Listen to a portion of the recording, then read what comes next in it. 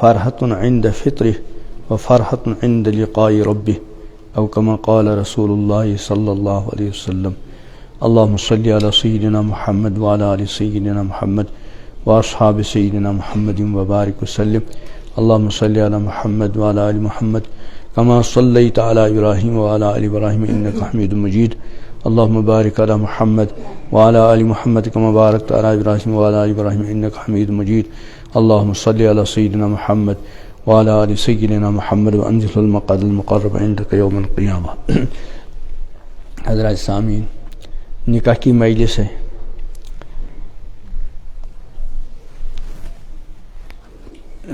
امام الانبیاء حضرت محمد عربی علیہ السلام کی دو مبارک حدیثیں میں نے آپ حضرات کے سامنے پڑھی. ایک کا تعلق نکاح کے ساتھ اور دوسرے کا تعلق روزے کے ساتھ.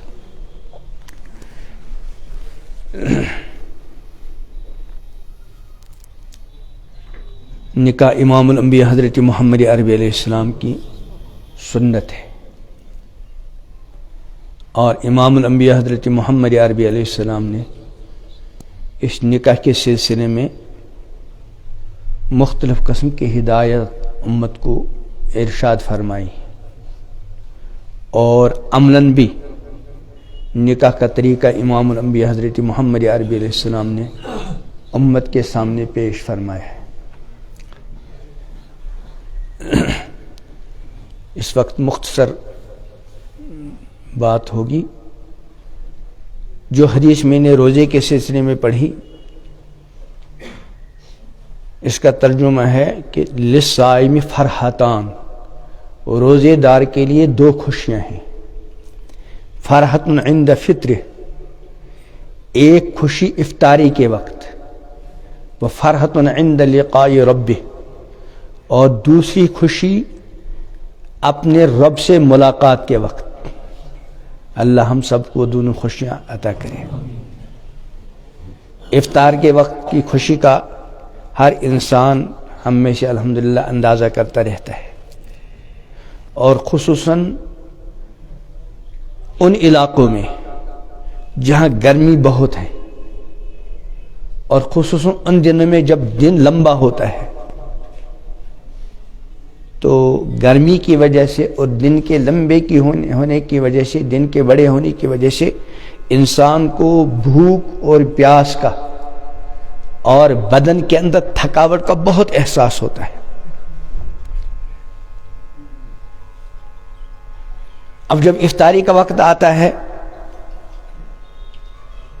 تو جتنی دن بھر بھوک لگی ہوگی، جتنے دن بھر بھوک کا احساس ہوا ہوگا، جتنی زیادہ پیاس لگی ہوگی اور جتنی زیادہ تھکاوٹ ہوئی ہوگی، اسی اعتبار سے افطاری کے وقت ایسے روزے دار کو کیا ہوتی ہے؟ خوشی ہوتی ہے. اور دوسری خوشی اللہ تعالیٰ کے ساتھ ملاقات کے وقت، جب سارے لوگ حساب کتاب میں ہوں گے اور روزے داروں کے لیے الگ سے ایک دسترخوان بچھے گا. اللہ تعالیٰ ہم سب کو وہ دسترخوان عطا کرے.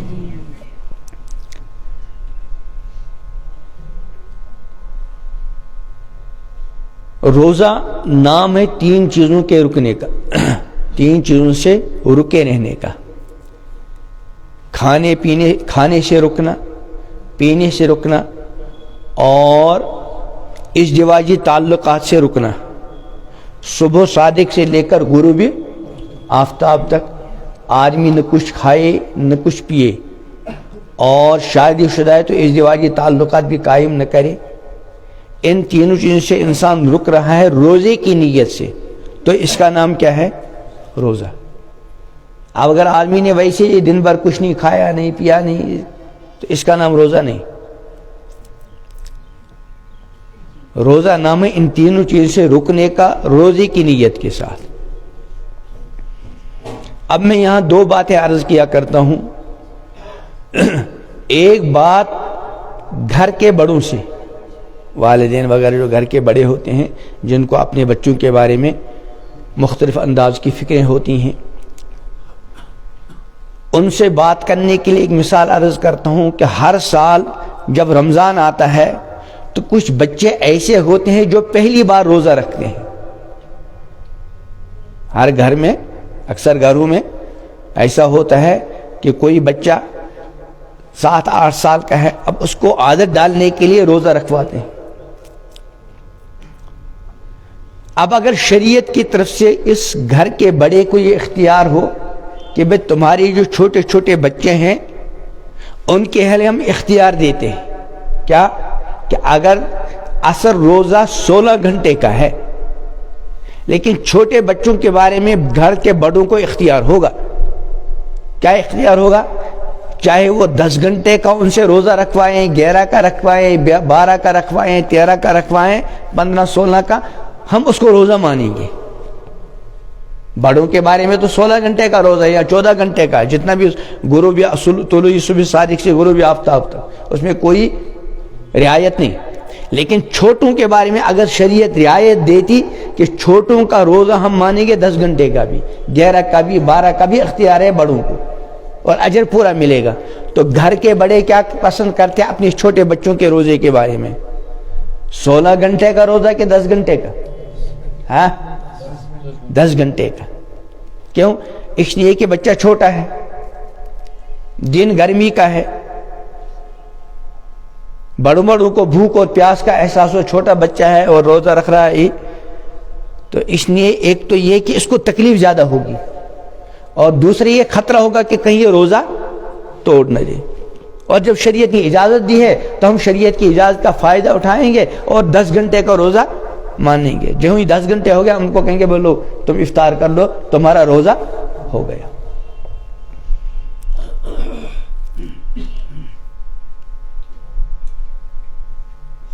اور ابھی میں نے عرض کیا روزہ نام ہے 3 چیزوں سے رکنے کا، کھانے سے رکنا، پینے سے رکنا اور ازدواجی تعلقات سے رکنا۔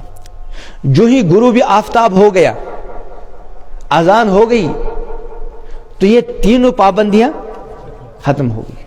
اب جو چاہو کھاؤ پیو وغیرہ، کب تک؟ دوسرے دن صبح صادق تک۔ لیکن جو شادی شدہ ہیں ان سے تو تینوں پابندیاں اڑ گئی، لیکن جو غیر شادی شدہ ہیں ان سے کتنی پابندیاں اڑ گئی؟ 2، کھانے کی پابندی اور، لیکن چونکہ شادی شدہ ہے اس لیے وہ پابندی ان پر برقرار۔ اور جب شوال کا چاند نظر آیا، عید کا چاند نظر آیا، تو اب جو شادی شدہ ہیں ان سے تینوں پابندیاں اڑ گئی۔ کتنے مہینوں کے لیے؟ 11 مہینوں کے لیے۔ لیکن جو غیر شادی شدہ ہے ان سے کتنی پابندیاں اڑ گئیں؟ 2۔ اس کا مطلب ان کا روزہ ابھی ہے، کھانے پینے کے اعتبار سے تو نہیں، لیکن تیسری جو رکاوٹ ہے وہ ابھی ہے۔ اچھا، ماحول ایسا ہے، حالات ایسے ہیں، اس روزے دار جو ہمارا بچہ ہے بالغ، بچی ہے بالغ اور شادی نہیں ہوئی، تو گویا کہ ان کا ابھی تک روزہ ہے، اور یہ روزہ ان کا کب تک رہے گا؟ جب تک ان کا نکاح ہوگا، ان کی شادی ہوگی۔ اور ماحول ایسا ہے کہ ہمارے بچے کے روزے کے ٹوٹنے کا خطرہ ہے۔ سمجھ میں آ گیا روزہ ٹوٹنے کا مطلب؟ اور خطرہ اس لیے کہ ادھری سے اس کو روزہ توڑنے کی پیشکش ہو رہی ہے مختلف طریقوں سے۔ وہ اگر روزہ ٹوٹ گیا رمضان کا، نابالغ بچہ ہے، اس پر کوئی گناہ اور کوئی قضا بھی نہیں، لیکن یہ جو ہمارا بچہ یہ بالغ ہے، اگر یہ والا روزہ ٹوٹا، اگر کسی عذر کی وجہ سے ٹوٹا تو 1 روزے کا کے بدلے میں 1، اور اگر اس نے خدا نخواستہ رمضان میں روزہ توڑا تو 1 روزے کے کتنے ہیں؟ 61 روزے، 1 قضا کا اور 60 کفارے کے، اور وہ کفارے والے 60 لگاتار رکھنے پڑیں گے۔ لیکن یہ جو رمضان نکلنے کے باوجود ہمارے بچوں کا روزہ ہے، خدا نخواستہ ٹوٹ گیا، یہ بڑا مشکل مسئلہ ہے۔ اور یہاں شریعت ہم کو اختیار نہیں دیتی، حکم دیتی۔ شریعت گھر کے بڑوں کو حکم دیتی ہے کہ تمہارے جو بالغ بچے ہیں، تمہاری جو بالغ بچیاں ہیں، جن کا سمجھ لیجیے روزہ ہے، ان کے روزے کو زیادہ لمبا مت کھینچو، کہیں خدا نخواستہ وہ ان کا روزہ ٹوٹ نہ جائے۔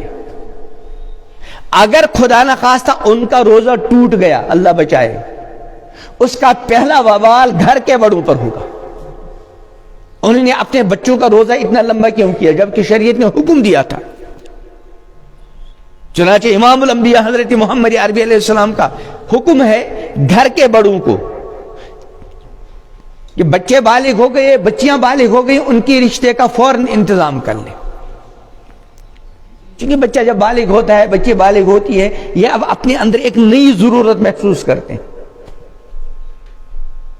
اور یہ اللہ کی طرف سے رکھا ہوا ہے۔ شریعت نے حکم دے دیا جب آپ کا بیٹا، آپ کی بیٹی یہ نئی ضرورت اپنے اندر محسوس کرنے لگے، آپ حلالی طیب طریقے ذریعے یعنی بذریعہ نکاح ان کی ضرورت کا فوراً انتظام کر لیجیے۔ اگر آپ نے تاخیر کی، خدا نہ خواستہ وہ کسی گناہ کے اندر مبتلا ہو گئے، اس کا وبال گھر کے بڑوں پر پہلے ہوگا۔ اس لیے گھر کے بڑوں سے گزارش ہے کہ اپنے بچوں کے نکاح کے سلسلے میں، اپنی بیٹیوں کے نکاح کے سلسلے میں بہت جتنا جلد ممکن ہو اس ذمہ داری سے فارغ ہو جائیں، خاص کر آج کل کے ماحول میں۔ ہماری بیٹیاں، ہماری گھر کی بچیاں وہ لباس پہن کر نکلتی ہیں جس میں بڑوں کو اور شادی شدہ لوگوں کو اپنے آپ کو سنبھالنا مشکل ہو جاتا ہے، کچھ نہیں تو آنکھ کی بدکاری میں مبتلا ہو جاتے ہیں بعض مرتبہ، حالانکہ گھر میں حلال طیب بیوی ہے، پھر بھی باہر کے ماحول کو دیکھ کر اپنے آپ کو مکمل سنبھال نہیں پا رہا، کہیں نہ کہیں آنکھ غلطی کرتی ہے۔ تو اپنے اس جوان بیٹے کے بارے میں، اپنی جوان بیٹی کے بارے میں کیوں نہیں سوچتا کہ جب مجھے اس باہر والے ماحول سے اتنا خطرہ ہے تو میرے بیٹے اور میری بیٹی کا کیا حال ہوتا ہے، وہ کتنے خطرات میں۔ تو پہلی بات گھر کے بڑوں سے کہی جاتی ہے کہ اپنے بچوں اور بچوں کے بارے میں فکر کریں، ان کے نکاح میں تاخیر نہ کریں۔ اور دوسری گزارش جوان بچوں سے کی جاتی ہے جو ابھی شادی شدہ نہیں ہے، ان کو سمجھ لینا چاہیے ہمارا کیا ہے، روزہ ہے۔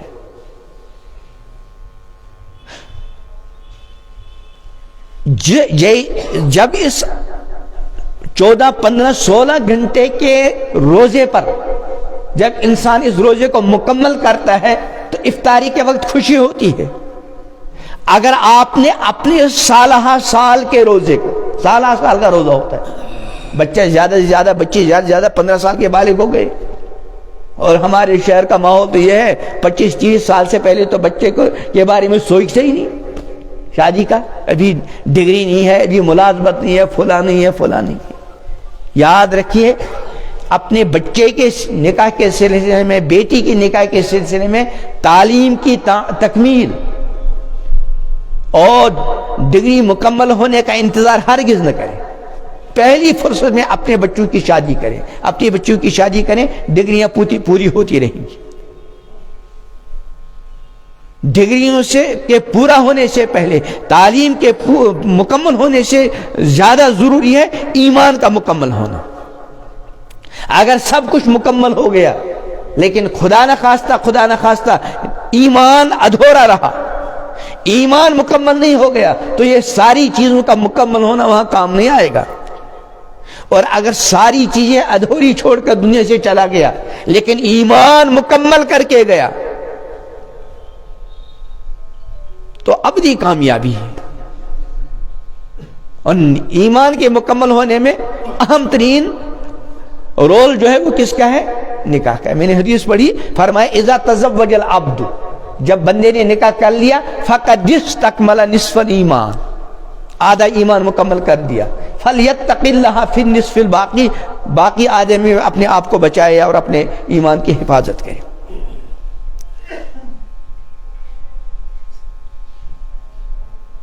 تو بچہ بالغ ہو گیا 15 سال کا، 20 سال ہو گئے، 25 سال ہو گئے، تو اس کا مطلب 10 سال سے وہ روزے سے،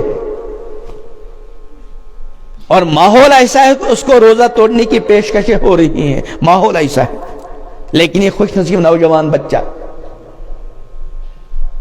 یہ پاکیزہ نوجوان بچی ان روزہ توڑنے کی پیشکشوں کو ٹھکراتے ہیں اور اپنے روزے کی حفاظت کرتے ہیں. اب جب اللہ تعالیٰ نے اس جوان بیٹے کے لیے رشتے کا انتظام کر لیا، جوان بیٹی کے لیے رشتے کا انتظام ہو گیا، بیٹی کے لیے حلال طیب شوہر، بیٹے کے لیے حلال طیب بیوی مل گئی، تو جب 15-16 گھنٹے کے روزے پر خوشی ہوتی ہے، تو یہ جو 20 سال سے یا 15 سال سے یا 10 سال سے روزے میں ہے اور انتہائی مشکلات کے باوجود اپنے روزے کو بچا کر لے گیا، اب جب افطاری کا وقت آ گیا، حلال طیب بیوی مل گئی، حلال طیب شوہر مل گیا، تو اس کی خوشیوں کا کیا حال ہوگا؟ اس لیے جو جوان بچے ہیں، غیر شادی شدہ ہیں، بیٹیاں ہیں، ان کو چاہیے کہ اپنی روزے کی حفاظت کریں، اپنی جوانی کو داغدار نہ بنائیں.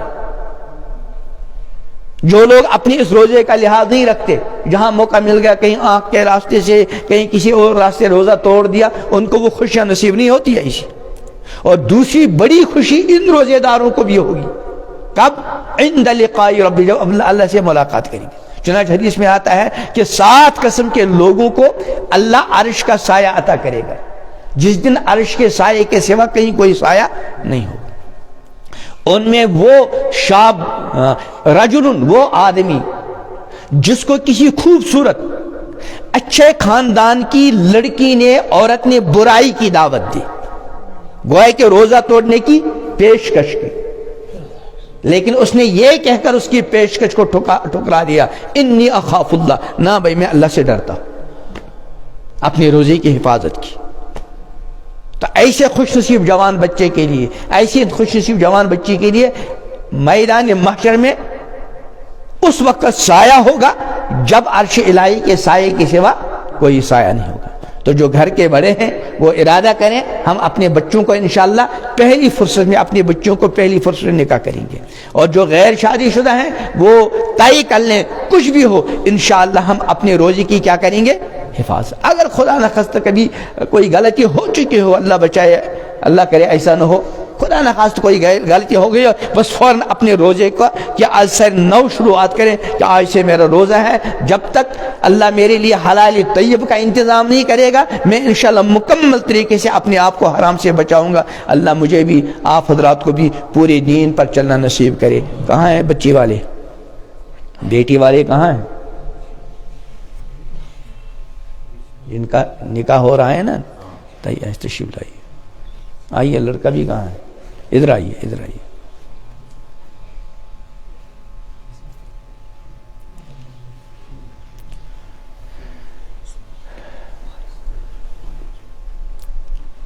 لڑکی کی طرف سے کون ہے وکیل؟ اچھا اچھا. یا شو بچی نام؟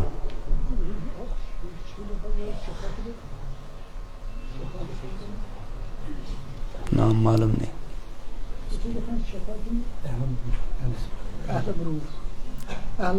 احلم رؤوف. تو کیا ویتوس؟ اچھا اچھا. بچی چھو اجازت ہتمت؟ گواہ کم چھو؟ اچھا اچھا. پانو چھو مہر وار تاہی کرمت؟ کیا چھو مہر؟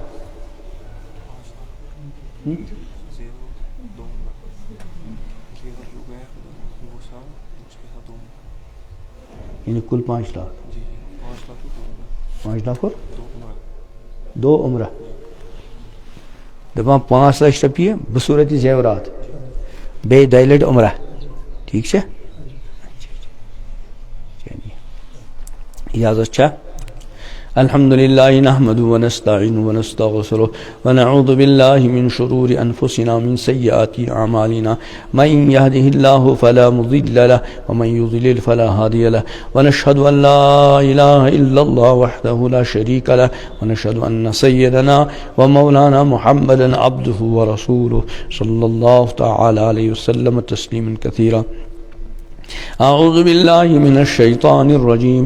يا أيها الناس اتقوا ربكم الذي خلقكم من نفس واحدة وخلق منها زوجها وبث منهما رجالا كثيرا ونساء واتقوا الله الذي تساءلون به والأرحام إن الله كان عليكم رقيبا. يا أيها الذين آمنوا اتقوا الله حق تقاته ولا تموتن إلا وأنتم مسلمون. يا أيها الذين آمنوا اتقوا الله وقولوا قولا سديدا يصلح لكم أعمالكم ويغفر لكم ذنوبكم ومن يطع الله ورسوله فقد فاز فوزا عظيما. نسأل الله أن يجعلنا ممن يطيعه ويطيع رسوله ويتبع رضوانه ويجتنب السخط فإنما نحن به. أما بعد. یہ جو بیٹی ہے کیا بتایا آپ نے نام؟ احلم رؤوف، جن کی طرف سے آپ بطور وکیل ہیں. حارث، آپ نے عالم رؤوف کو بطور وکیل محترم حارث صاحب جو یہاں تشریف فرما ہے، ان کے نکاح میں اس مہر کے عوض میں بخش دیا جو ابھی تذکرہ ہوا، بخش دیا. آپ نے عالم رؤوف دختر عبد الرؤوف کو اپنے نکاح میں اس مہر کے بدلے میں قبول کر لیا جو آپ کی طرف سے بھی اظہار کیا گیا. زور سے کہیے. قبول کیا. آپ سب کی موجودگی میں عالم رؤوف کا نکاح محترم حارث صاحب کے ساتھ ہوا. 5 لاکھ مہر کے عوض اور ساتھ ساتھ 2 عمرے. اللہ تعالیٰ اس نکاح کو ہر اعتبار سے باعث برکت بنائے. اللهم لك الحمد ولك الشكر ولك الثناء الحسن. اللهم صل على سيدنا محمد وعلى آل سيدنا محمد وأصحاب سيدنا محمد وبارك وسلم. اللهم بارك لهم وبارك فيهما. اللهم بارك لهم وبارك فيهما. اللهم بارك لهم وبارك فيهما. اللهم ألف بين قلوبهما. اللهم أصلح ذات بينهما. اللهم أصلح ذات بينهما. اللهم أصلح ذات بينهما. یا اللہ اس مجلس نکاح کو سراپا خیر و برکت بنا. یا اللہ اس رشتے کو ان دونوں کے لیے کامل عفت پاک دامنی کا ذریعہ بنا. کامل عفت پاک دامنی کا ذریعہ بنا. کامل عفت پاک دامنی کا ذریعہ بنا. یا اللہ ان دونوں کو ایک دوسرے کے لیے باعث راحت، باعث سکون، باعث اطمینان بنا. ان دونوں کو ایک دوسرے کے لیے باعث راحت، باعث سکون، باعث اطمینان بنا. یا اللہ ان دونوں کو ایک دوسرے کے لیے دین کے کاموں میں، دنیا کے کاموں میں، آخرت کے کاموں میں یا اللہ ایک دوسرے کے لیے معین و مددگار بنا. ایک دوسرے کے لیے معین و مددگار بنا. یا اللہ ایک دوسرے کے حقوق پہچان کر ادا کرنے کی توفیق عطا فرما. یا اللہ انہیں خوشیوں سے معمور زندگی عطا فرما. یا اللہ پچھلی کوتاہیوں کو معاف فرما. آئندہ اپنی خصوصی پناہ حفاظت میں رکھ. یا اللہ پاکیزہ اور صالح اولاد عطا فرما. یا اللہ انہیں پاکیزہ اور صالح اولاد عطا فرما. پاکیزہ اور صالح اولاد عطا فرما. یا اللہ جو بچے بالغ ہیں، جو بچیاں بالغ ہیں، جن کے ابھی تک رشتے نہیں ہوئے، میرے عظیم اللہ ان کے لیے بہتر رشتوں کے انتظامات فرما. ان کے لیے بہتر رشتوں کے انتظامات فرما. گھر کے بڑوں کو یا اللہ یہ توفیق عطا فرما کہ وہ اپنے بچوں اور بچیوں کے نکاح میں جلدی کریں، اور بچوں اور بچیوں کو توفیق عطا فرما کہ وہ اپنی جوانی کو داغدار ہونے سے بچائیں. یا اللہ پیغمبر کریم علیہ السلام اس موقع پر یا اللہ جو دعائیں شادی شدہ جوڑوں کے لیے فرمایا کرتے تھے وہ ساری دعائیں ان دونوں کے حق میں قبول فرما. ان چیزوں سے پیغمبر کریم علیہ السلام پناہ چاہتے تھے، انہیں بھی پناہ عطا فرما، ہمیں بھی پناہ عطا فرما، ساری امت کو پناہ عطا فرما. سبحان ربک رب العزت عما یصفون، سلام علی المرسلین.